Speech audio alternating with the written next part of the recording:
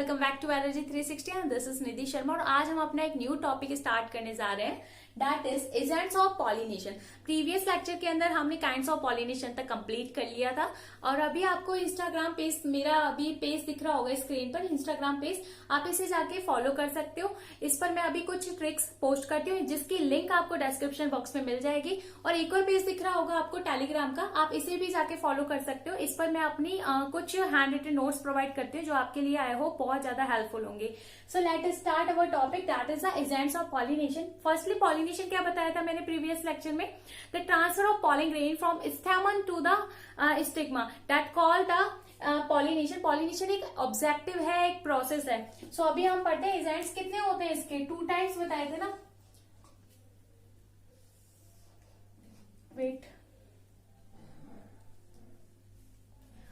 First होता है abiotic and second है बायोटिक।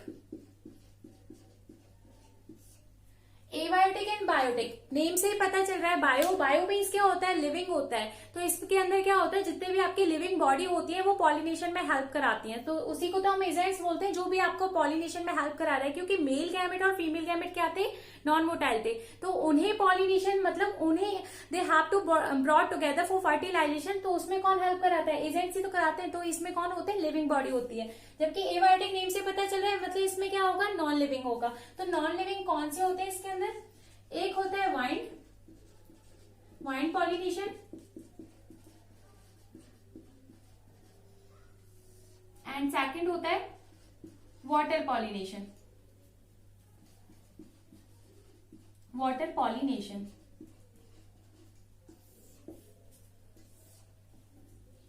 वाइन पॉलिनेशन को और क्या भी बोल सकते हैं, एनिमोफिली,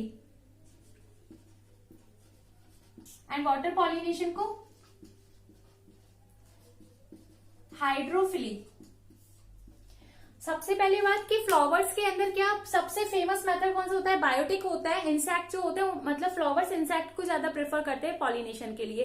क्यों, क्योंकि यहाँ पे सक्सेस रेट बहुत ज्यादा होती है पॉलिनेशन की, जबकि एबायोटिक के अंदर सक्सेस रेट बहुत ऐसे मतलब ऐसा चांस होती है। तो इसके अंदर 65% फ्लावर्स किसके थ्रू पॉलिनेशन होते हैं, मतलब पॉलिनेटेड होते हैं, बायोटिक के थ्रू होते हैं। सो अब सबसे पहले जो हमें पढ़ना है वो पढ़ना है anemophily wine pollination. Wine pollination को पढ़ने से पहले पॉलन ग्रेन्स कैसे होने चाहिए, मतलब उसके फैक्टर्स कैसे होने चाहिए जिससे कि इजिली वाइन पॉलिनेशन हो जाए। सबसे पहले जो हम फैक्टर्स पढ़ रहे हैं पॉलन ग्रेन्स का, वो कैसा पढ़ रहे हैं, पॉलन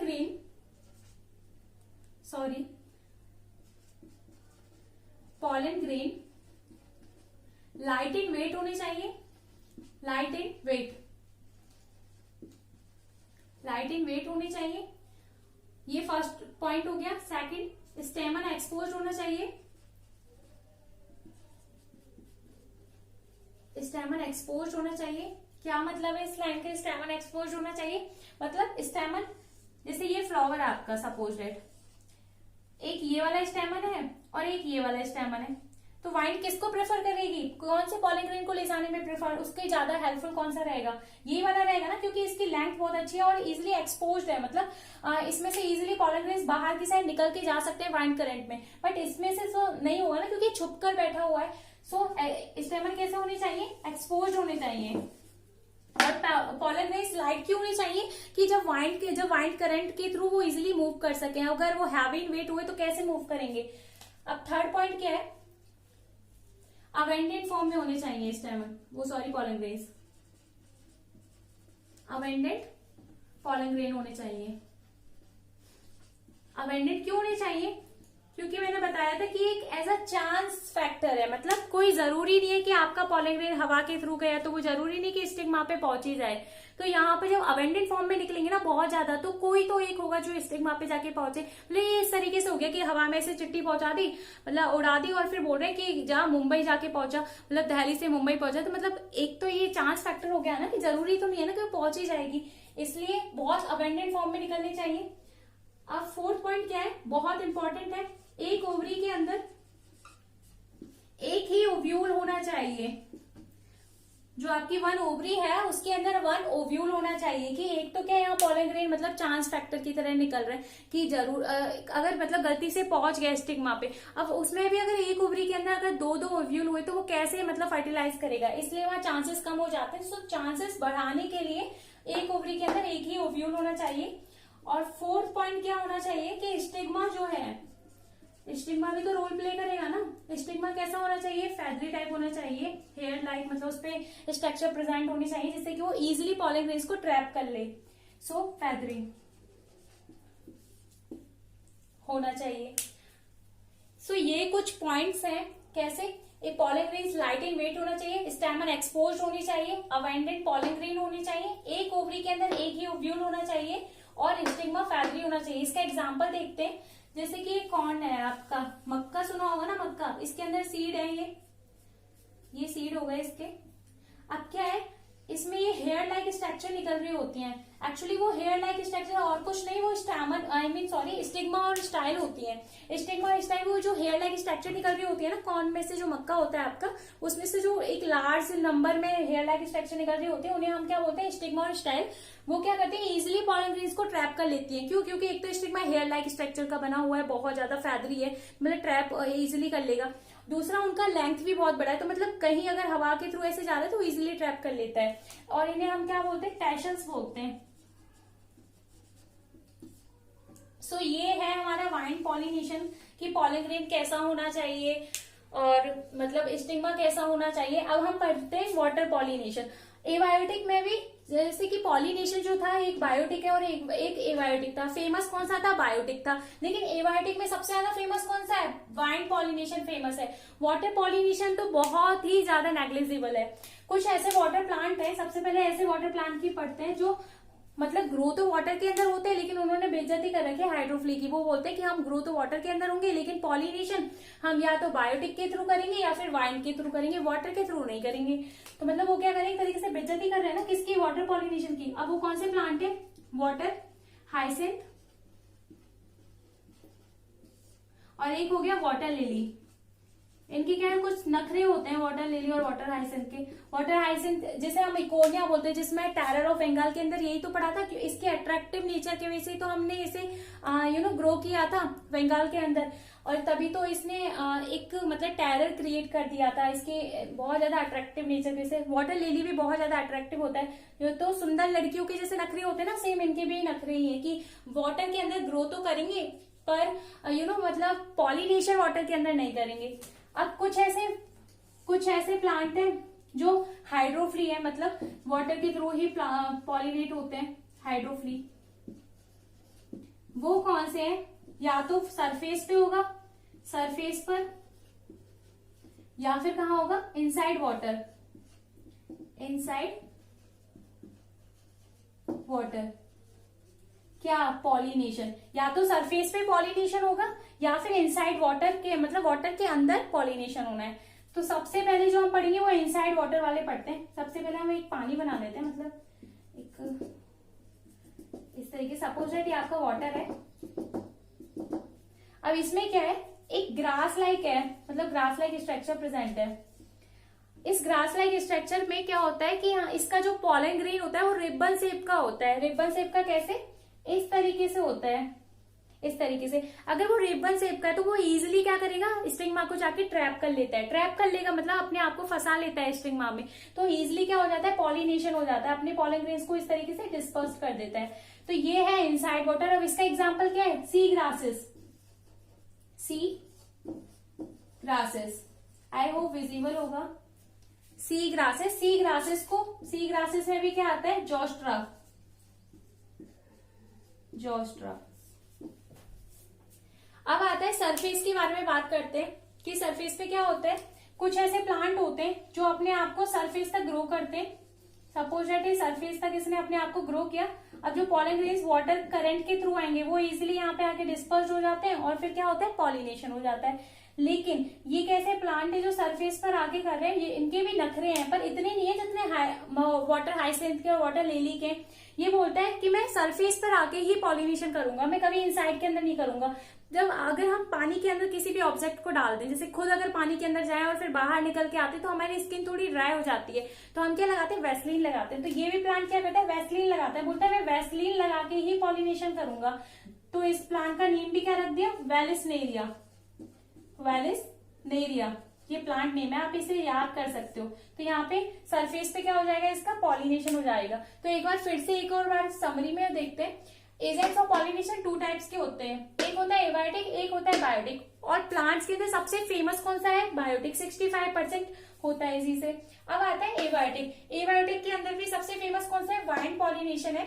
वाटर पॉलिनेशन इतना नहीं है, वाटर पॉलिनेशन तो बहुत ज्यादा नेग्लिजिबल है, खुद वाटर प्लांट्स इसे प्रेफर नहीं करते, वाटर हाइसिंथ और वाटर लिली। तो आप देख ही सकते हो कि कितना नेग्लिजिबल है ये। अब आता है वाइन पॉलिनेशन को और क्या बोलते हैं, एनिमोफिली बोलते हैं, और वाटर पॉलिनेशन को हाइड्रोफिली बोलते हैं। अब हम ये देखेंगे कि पॉलन ग्रेन कैसे कैसे होने चाहिए इसके अंदर, वाइन पॉलिनेशन के अंदर। तो देखो पॉलन ग्रेन एक तो क्या होना चाहिए, लाइट इन वेट होना चाहिए, मतलब बहुत ज्यादा हल्का होना चाहिए जिससे इजिली वाइन करंट पे इजिली मूव कर सके उसे। और स्टेमन कैसे होने चाहिए, एक्सपोज होने चाहिए, जिससे कि वाइन जब आ रही हो, मतलब हवा जब चल रही हो तो इजिली जो पॉलन ग्रेन से आपके वो बाहर आ सके। और अबेंडेंट पॉलन ग्रेन्स होने चाहिए, क्योंकि चांसेस नहीं है ना, इसकी सक्सेस रेट बहुत ज्यादा कम है, किसकी, वाटर पॉलिनेशन और वाइन पॉलिनेशन दोनों की। तो यहाँ सक्सेस रेट कम होने की वजह से पॉलन ग्रेन्स को अबेंडेंट फॉर्म में निकलना पड़ता है, जिससे कि कोई एक तो पॉलन ग्रेन जाके पॉलिनेशन करे। अब क्या है, एक ओवरी के अंदर एक ओव्यूल होना चाहिए, बहुत ज्यादा इंपॉर्टेंट है ये, नीट पॉइंट ऑफ व्यू से भी और बोर्ड में भी पूछा जा सकता है ये, कि ऐसे पूछा जा सकता है कि वाइन पॉलिनेशन के अंदर एक ओवरी के अंदर कितने ओव्यूल हो सकते हैं। तो एक ओवरी के अंदर एक ही ओव्यूल होना चाहिए। स्टिग्मा कैसा होना चाहिए, फैदरी होना चाहिए, हेयर लाइक स्ट्रक्चर होनी चाहिए, म्यूकस लेयर बहुत ज्यादा प्रेजेंट होनी चाहिए, जिससे कि इजिली आपका जो पॉलन ग्रेन है वो ट्रैप हो जाए। और यहाँ वाटर पॉलिनेशन, हाइड्रोफ्ली, कुछ ऐसे वाटर प्लांट है जो ग्रोथ ऑफ वाटर के अंदर करते हैं बट प्रेफर नहीं करते वाटर पॉलिनेशन, जिसका नेम क्या है, water hyacinth and water lily. अब हम पढ़ते हैं हाइड्रोफ्ली।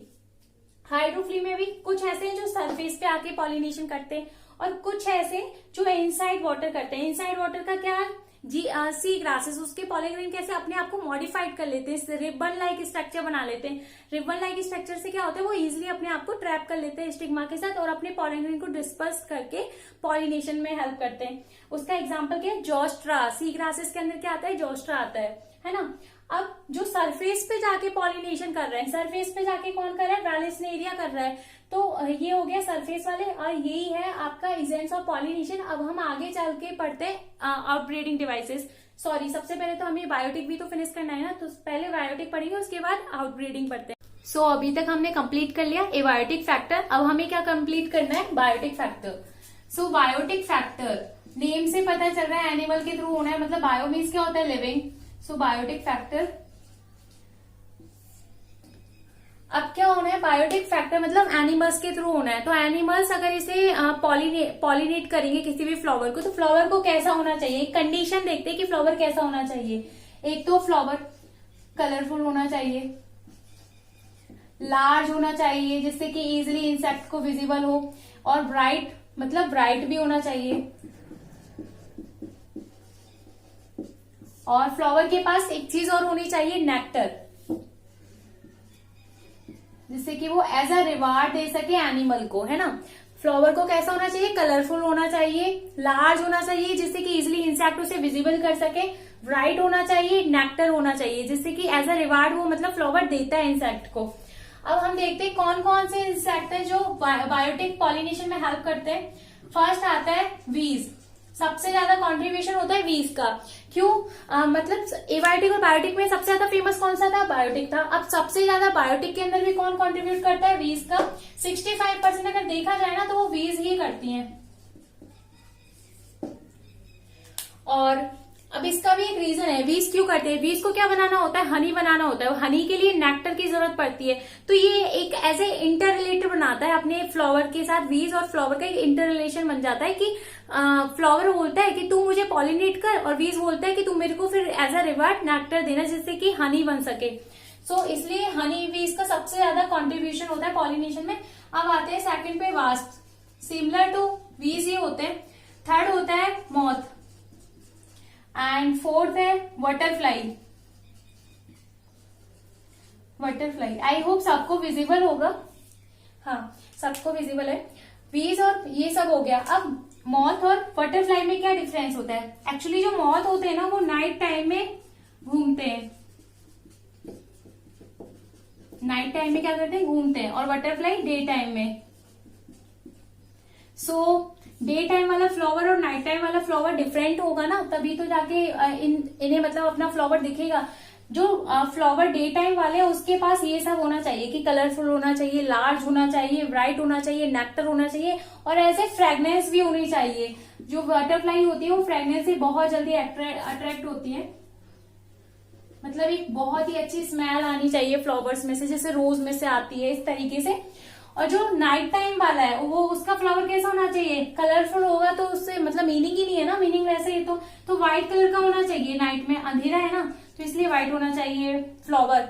और इसके पास नेक्टर होना चाहिए, ये भी लार्ज हो सकता है, मतलब ये सब क्वालिटीज हैं। तो ये हो गया मॉथ की कहानी और बटरफ्लाई की। अब आपने एक स्टोरी सुनी होगी, yucca and moth story. Yucca और मॉथ स्टोरी में क्या है कि युक्का एक फ्लावर है, व्हाइट कलर का होता है। ये फ्लावर है सपोज दैट, इसका जो स्टिक आप कार्पल बोल सकते हो, वो कैसा होता है? इन्वर्टेड होता है, मतलब उल्टा होता है। जैसे फ्लावर अगर ऐसे है तो उसका जो ओव्यूल होगा, आई मीन उसका जो कार्पल होता है वो इन्वर्टेड होता है। तो इस तरीके से लगा लो आप इसे।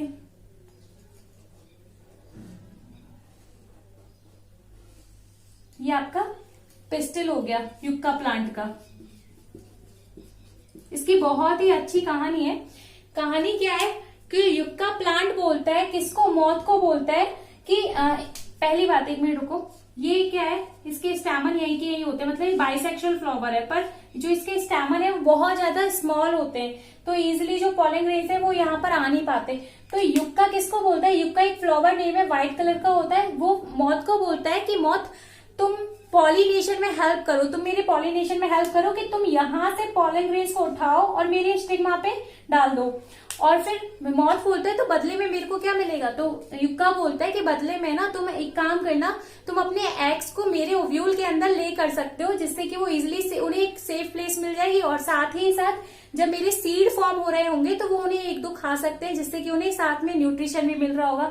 तो एक युक्का और मॉथ की एक कहानी हो जाती है कि युक्का मॉथ क्या हेल्प करता है? पॉलिनेशन में हेल्प करा रहा है, और मॉथ को बदले में क्या मिल रहा है? उसे एक तो सेफ प्लेस मिल रही है, किसके लिए? एग ले करने के लिए। और साथ ही साथ जो उसके डेवलपिंग बेबीज हैं मॉथ के, उसे क्या मिल रहा है? न्यूट्रिशन मिल रहा है, क्योंकि वो जो डेवलपिंग बेबीज है वो क्या करते हैं? जो डेवलपिंग सीड हो रहे होते हैं उनको खा लेते हैं, इसलिए उन्हें न्यूट्रिशन मिल रहा है। सो ये एक स्टोरी हो गई युक्का और मॉथ की, इंपॉर्टेंट है। अब एक और फ्लावर होता है अमोर्फस फ्लावर, अमोर्फिलस फ्लावर। ये भी सेम युक्का और मॉथ जैसा ही है, इसमें भी सेम ऐसे ही पॉलिनेशन होता है। और इसकी सबसे अच्छी बात क्या है? ये बहुत बड़ा फ्लावर होता है, 6 फीट का, एक लार्ज फ्लावर है, 6 फीट का होता है। तो ये लर्न होने चाहिए, कुछ छोटे छोटे पॉइंट्स हैं। और आप ये भी देखो कि कैसे फ्लो चार्ट के फॉर्म में पढ़ना चाहिए। ये क्या है, थोड़ी बहुत यूजफुल होते हैं ऐसे। जब हमारा एग्जाम आ रहा होता है तो रिवीजन के टाइम पे कुछ छोटे छोटे नोट्स बनाओ और उन्हें फिर इसी तरीके से पढ़ो, जिससे कि आपके लिए बहुत ज्यादा हेल्पफुल होंगे आगे चल के रिविजन में। सो ये है सब कुछ बायोटिक फैक्टर। बीस हो गया, वास्प हो गए, मॉथ हो गया। कुछ ऐसे एनिमल्स भी होते हैं, जैसे कि आपका बैट हो गया। जो स्मॉल बैट होते हैं ना, उनकी नोज क्या होती है? बहुत ज्यादा स्मॉल होती है। जब वो फ्लावर्स के अंदर नेक्टर को खा रहे होते हैं तो कुछ पॉलन ग्रेन्स उनके मुंह पे लग जाते हैं सराउंडिंग में, तो फिर वो दूसरे फ्लावर पे जाते हैं, तो वहां जाके अपने कुछ पॉलन ग्रेन को रिलीज कर देते हैं, आई मीन स्टिग्मा पे छोड़ देते हैं, जिससे क्या होता है? पॉलिनेशन में हेल्प हो जाता है।